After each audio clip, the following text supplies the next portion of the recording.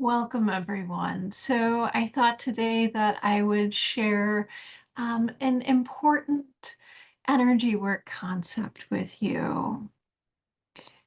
As you may have heard if you watched some of my previous videos, energy work, we can really consider a basic definition of it to be the mechanics of energy flow through the body. And so by understanding energy work, we could understand our own energy system, how things are flowing, or if they're stuck or blocked or offline, which really tells a lot about our consciousness, about the health of our system, and is just really great awareness to have regarding ourselves. So today I'm going to talk a little bit about fulcrums. And so the basic definition that some of you may be aware of is a fulcrum is being essentially like a seesaw, where the fulcrum is the central pivot or balancing point, kind of like the two sides of the seesaw going like this, and then there being a bolt in the center. That's kind of the basic dictionary definition if you look it up. In terms of anatomy and physiology, we understand fulcrums somewhat similarly. We consider the joints of the body, so like the hip joint, all of the joints of our body to be fulcrums. And the forces working on those fulcrums are then the muscles and the bones.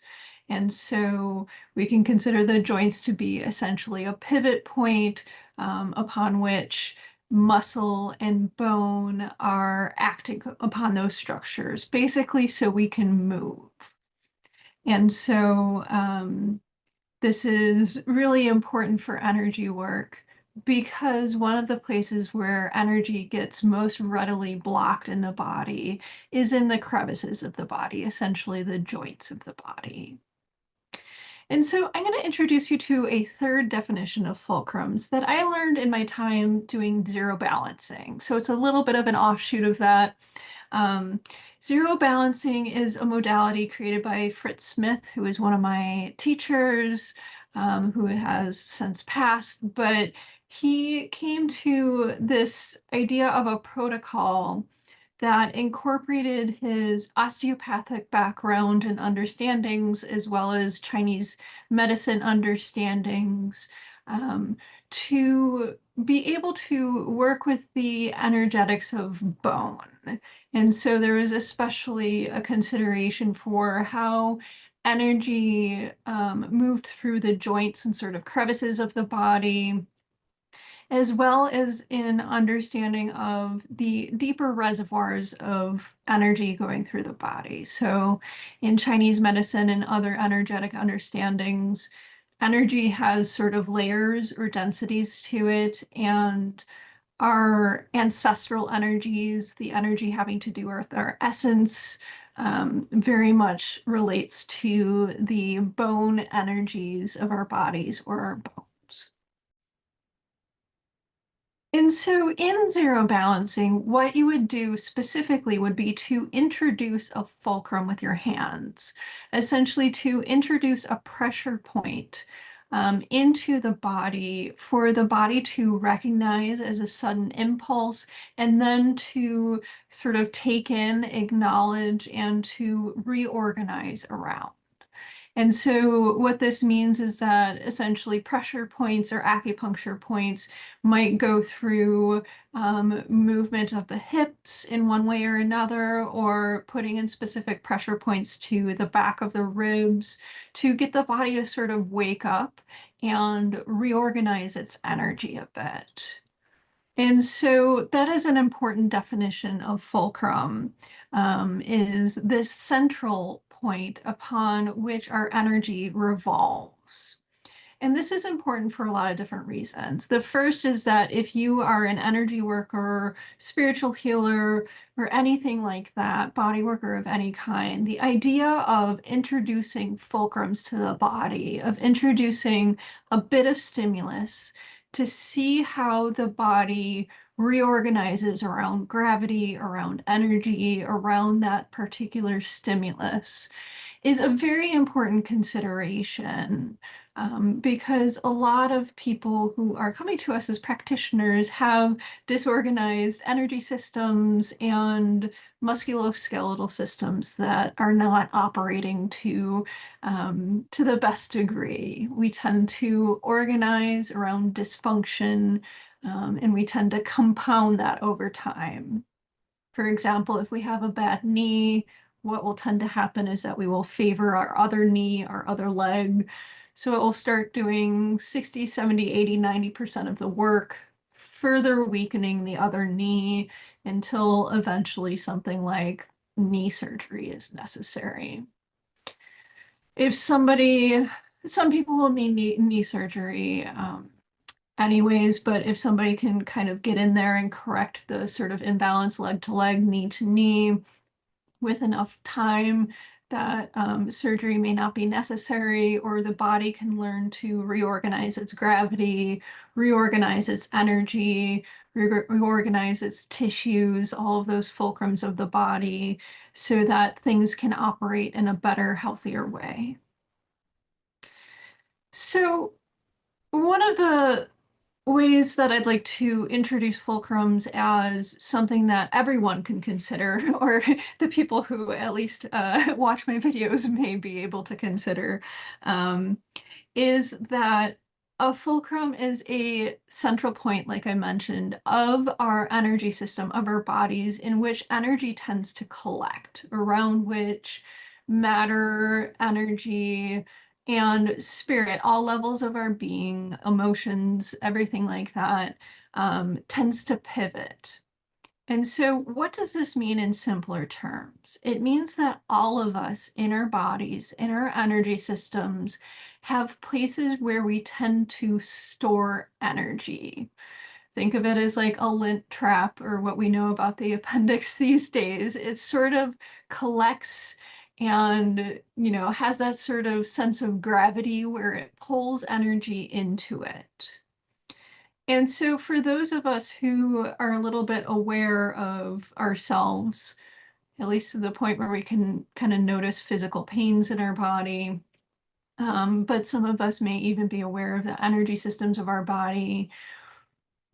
One way that we can notice fulcrums is to notice what happens in our bodies when we're really tired or when we're feeling kind of off. It is likely that there is an area in our body where energy tends to collect, where our bodies tend to be in pain, where this sort of fulcrum occurs and gets exacerbated, because not only is it holding energetically, but it's also holding emotionally, spiritually, physically. And what happens over time is that as energy sort of goes into that black hole, into that central pivot or fulcrum, is that we really, really start to feel it. And so a good thought for this is that understanding where the fulcrums are in our bodies. For some of us, it just may be one area. For a lot of us, it may be two or three. I will say that the hip joints as well as the jaw tend to be rather large fulcrums for people. They hold a lot of nervous system stress. They hold a lot of emotions.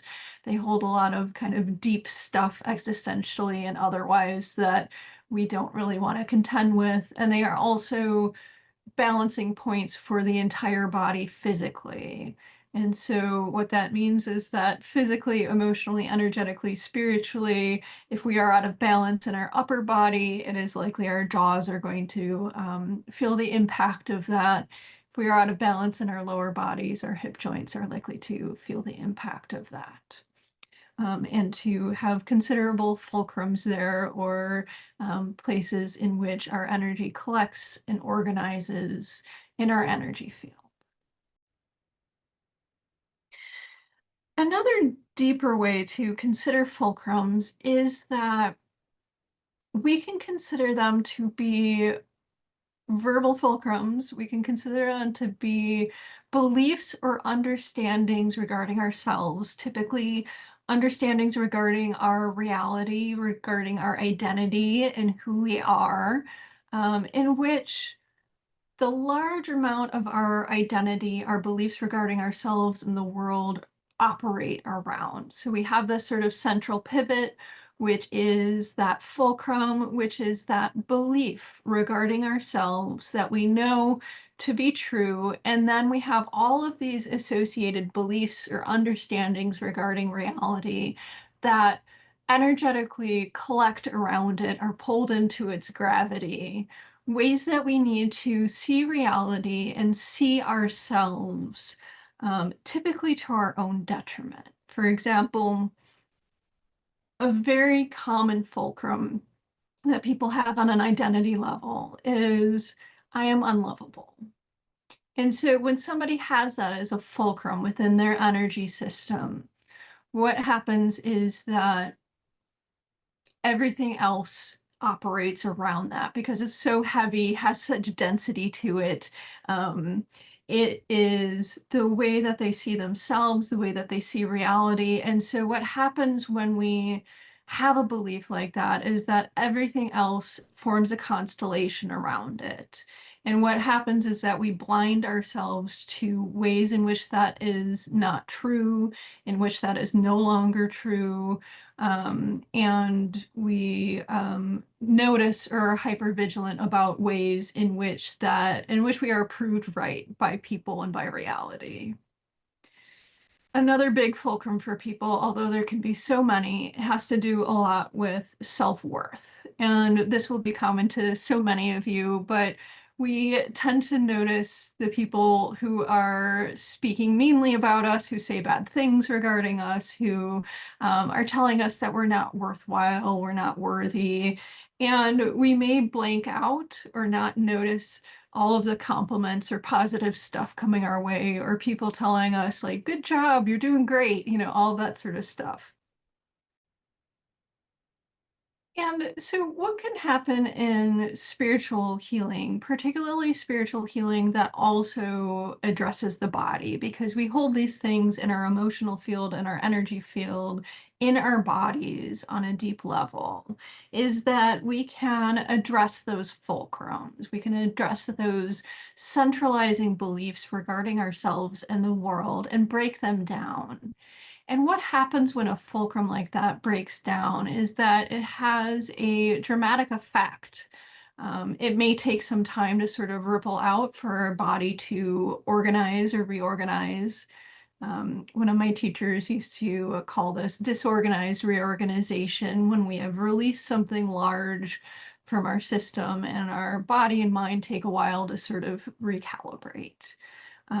But the possibility of releasing fulcrums like this is that there's so much energy consumed by that. There's so much that we blind ourselves to in regards to our reality because we are holding on to such density, all these fulcrums in our system.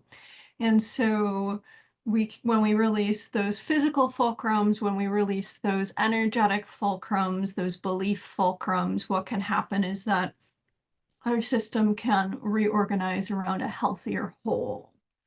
Um, and so I hope you've enjoyed this talk. It is an interesting and important thing to chat about because it really can bring spirituality into the body, but also offer us, some consideration when we are contemplating our own self-realization, our own health, our own balance of things, is that a lot of the times the things that we believe are static aspects of our identity can in fact change. We just may not have found the sort of depths that we need to go to change quite yet, or we may not be ready for such depths, which is the case for a lot of folks. And so if you are one of those folks, understand that, you are working the best way that you can and offer yourself some recognition. As I was telling people quite a bit this week, that it is actually a rarity for people to truly contemplate themselves, to truly do work on themselves. So if you are in that group, offer yourself a little bit of congratulations for being willing to look at yourself deeply.